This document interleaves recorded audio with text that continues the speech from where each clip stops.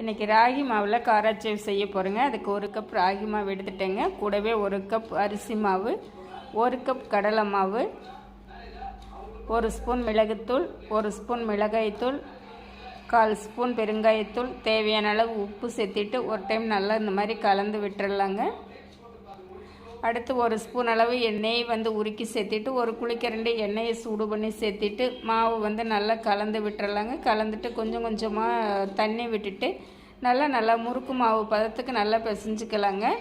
அடுத்து நம்ம காராச்சேவ் அச்சில் மாவு சேர்த்திட்டு எண்ணெயை சூடு பண்ணி இந்த மாதிரி நல்லா சுற்றி விட்டுட்டு எண்ணெயோட சலசலப்பெல்லாம் நல்லா அடங்கினதுக்கு அப்புறமா 2 பக்கமும் நல்லா திருப்பி விட்டு எண்ணெயோட சலசலப்பெல்லாம் நல்லா குறைஞ்சதுக்கு அப்புறமா நம்ம எடுத்தோன்னா நம்மளுக்கு நல்ல டேஸ்டியான சுவையான மொறு ராகி காராச்சேவ் ரெடிங்க. இந்த மாதிரி நீங்களும் செஞ்சு பாருங்கள்.